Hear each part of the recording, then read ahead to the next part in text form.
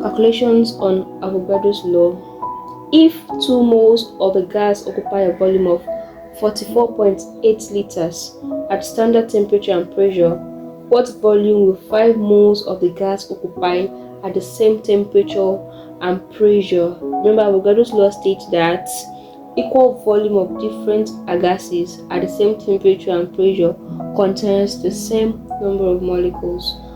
Okay, so solving that, the formula is V1 all over N1 equal to V2 all over N2. V is volume, N is number of moles.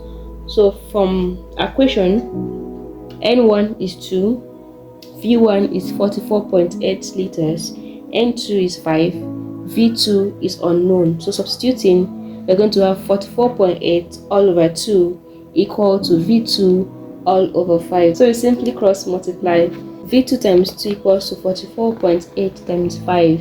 We're dividing both sides by the coefficient of the unknown, which is what? Which is 2. So V2 times 2 all over 2 equals to 44.8 times 5 all over 2. So V2 is 112 liters. Thanks for watching. Like, subscribe, and share. Hit the subscription button now.